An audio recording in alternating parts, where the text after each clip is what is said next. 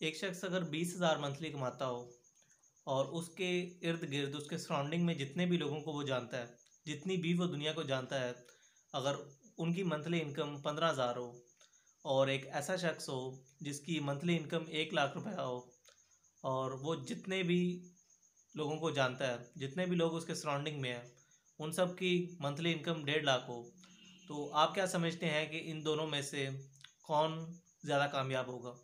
कौन अपने आप को कामयाब समझता होगा और कौन अपने आप को नाकाम समझता होगा? डेफिनेटली वो शख्स जो कि 20,000 कमा रहा है, क्योंकि वो अपना कंपैरिजन 15,000 वालों से कर रहा है। इसके बरक्स जो दूसरा 1 लाख कमा रहा है, वो अपने आप को कंपेयर कर रहा है 1.5 लाख वालों से। तो उसकी जो कामयाबी का म्यार है वो 1.5 लाख के वाले से है, और जो 20,000 वाला है वो अपने आप को 15,000 वालों से कंपेयर कर रहा है। तो ये जो कामयाबी का कॉन्सेप्ट है, ये एक रिलेटिव कॉन्सेप्ट है। आप हमेशा चीज़ों को कंपैरिजन में देख रहे होते हैं। 1 लाख कमाकर आप उसी सूरत में कामयाब हो सकते हैं अगर आपके इर्द गिर्द 1 लाख से लोग कम कमाते हो। अगर वो 1 लाख से ज़्यादा कमा रहे हैं तो फिर आप अपने आप को नाकामी समझेंगे। जो मैं पॉइंट रेज करने की कोशिश कर रहा हूँ वो ये है कि अक्सर इंसान सोचता है कि पास्ट में बहुत मुश्किल ज़िंदगी थी, आज साइंस ने हमें बहुत ही एक आसान ज़िंदगी दे दी है। और पास्ट में इंसान सोचता है कि पता नहीं कैसे ज़िंदगी गुजारते होंगे। असल चीज़ ये है कि पास्ट वाले लोग अपने सराउंडिंग के लिहाज से अपने आप को कंपेयर करते थे। उनका जो दिमाग है वो वहाँ पे ट्यून्ड था। उनकी वहाँ पर कामयाबी भी थी, नाकामी भी थी। उन हालात के लिहाज से वो दूसरों से कंपेयर करके अपने आप को देखते थे। वहाँ पे कामयाबी भी थी, नाकामी भी थी, खुशी भी थी, गमी भी थी, मुश्किल भी थी, आसानी भी थी। उन हालात के लिहाज से उनका दिमाग वहाँ पे ट्यून था। और आज आपका दिमाग इन हालात में ट्यून्ड है। आज आप यहाँ पर कंपैरिजन की फॉर्म में कामयाब भी होते हैं, नाकाम भी होते हैं। आप खुश भी होते हैं, आप गमगीन भी होते हैं। आपके लिए चीज़ें मुश्किल भी होती हैं और चीज़ें आसान भी होती हैं। ये जितने भी कॉन्सेप्ट हैं ये सारे के सारे रिलेटिव कॉन्सेप्ट हैं। आप ये नहीं कह सकते कि साइंस ने आपकी ज़िंदगी आसान कर दी है आज, और पहले ज़िंदगी बहुत मुश्किल होती थी। मैं ये भी नहीं कहूँगा कि साइंस ने हमारी ज़िंदगी मुश्किल कर दी है। ये भी कॉन्सेप्ट ठीक नहीं है।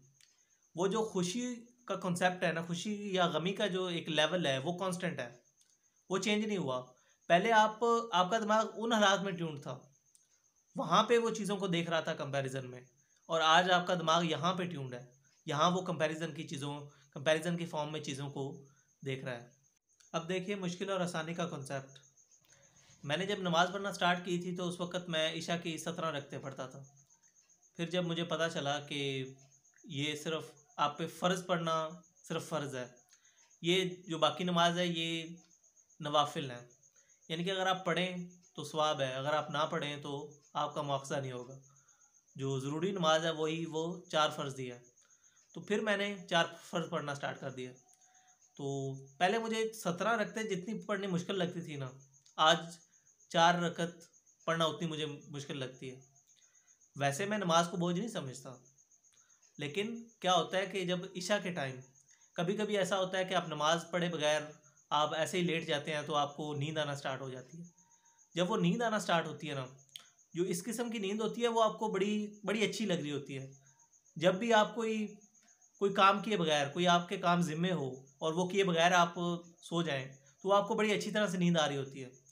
जब आपको वो नींद आ रही हो और अचानक आपके दिल में ख्याल आए कि मैंने नमाज़ तो पढ़ी नहीं है, तो पहले जब मैं 17 रकतें पढ़ता था तो 17 रकतें उस वक़्त मुझे जितनी मुश्किल लगती थी कि इतनी लंबी नमाज मैं कैसे पढ़ूँ। आज अगर मुझे उस तरह की नींद आ रही हो इशा के वक़्त और मुझे याद आए कि मैंने नमाज अभी नहीं पढ़ी, तो आज वो 4 रकात मुझे उतनी मुश्किल लग रही होती है उस सोने की कंडीशन के साथ। वैसे मैं नमाज को यानी कि जो है वो बोझ नहीं समझता, लेकिन उस कंडीशन में तो ये क्या होता है कि हमेशा आप चीज़ों को कंपैरिजन की फॉर्म में देख रहे होते हैं। पहले मेरा माइंड ट्यून्ड था 17 रक्तों के साथ, अब मेरा माइंड ट्यून्ड है 4 रक्तों के साथ। या तो इस हवाले से ये जो होता है ना कि मुश्किल और आसानी का कॉन्सेप्ट, कोई काम ज़िंदगी में मुश्किल नहीं होता। जो चीज़ भी आपकी हैबिट में आ जाए वो मुश्किल नहीं होती, और जो चीज़ आप कोई काम आप कर नहीं रहे वो हमेशा आपके लिए मुश्किल ही लगता है आपको, और आपको पहले पहले लगता है कि लोग कैसे करते होंगे।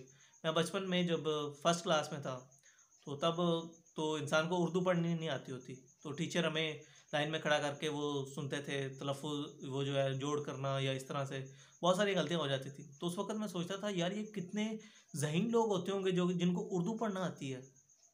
लेकिन आज मुझे यानी कि अब हम बड़े हो गए हैं, तो क्या हम उर्दू नहीं पढ़ सकते? लेकिन उस हवाले से मेरा माइंड वहाँ पे ट्यून था, वहाँ पे मुझे वो चीज़ मुश्किल लगती थी। जो भी चीज़ आपकी हैबिट में आ जाए वो काम कभी भी मुश्किल नहीं होता। इससे जो मोरल लेसन है वो ये है कि गुर्बत में ज़िंदगी गुजारना मुश्किल नहीं होता, खेतों में काम करना मुश्किल नहीं होता, दिहाड़ी करना मुश्किल नहीं होता। मुश्किल पता है क्या होता है? मुश्किल ये होता है कि आपकी सराउंडिंग में कामयाबी का म्यार ये बना दिया जाता है कि अगर आप इस लेवल को नहीं टच करेंगे तो आप नाकाम हैं। यानी कि अगर आप अपनी ज़िंदगी को एंजॉय भी कर रहे हो लेकिन फिर भी आपको खारिज से बताया जाता है कि आप नाकाम है, क्योंकि आप इस लेवल तक नहीं पहुँचे हैं। जो माशरे के रिक्वायरमेंट्स हैं उसके लिहाज से आप अपग्रेड नहीं हुए हैं। मुश्किल हालात में ज़िंदगी गुजारना मुश्किल नहीं होता, लेकिन आप एक चाहते होते हैं कि आपकी एक एक्सेप्टेंस हो माशरे में, वो आपको एक्सेप्टेंस नहीं मिलती, वो आपकी एक रिस्पेक्ट नहीं होती। तो ये चीज़ ज़्यादा प्रॉब्लमेटिक होती है। वरना मुश्किल हालात में ज़िंदगी गुजारना मुश्किल नहीं होता, आप यूज्ड टू हो जाते हैं। जो लोग खेतों में काम करते हैं, मैंने तो बल्कि देखा है कि वो ज़्यादा हमेशा एक दूसरे को जोक्स सुना रहे होते हैं, बड़े खुशी खुशी काम कर रहे होते हैं। हालांकि बज़ाहिर देखने में उनका काम बड़ा हार्ड वर्किंग लग रहा होता है, गर्मी में सारा दिन वो काम करते हैं, लेकिन उनकी ये हैबिट बन चुका होता है। तो मुश्किल हालात में गुर्बत में ज़िंदगी गुजारना मुश्किल नहीं होता, लेकिन जो खारिज से आपको बताया जा रहा होता है कि आप नाकाम हैं, खारिज की जो माशरे की एक रिक्वायरमेंट्स होती हैं, वो जिस नज़र से आपको देख रहा होता है वो चीज़ ज़्यादा प्रॉब्लमेटिक होती है।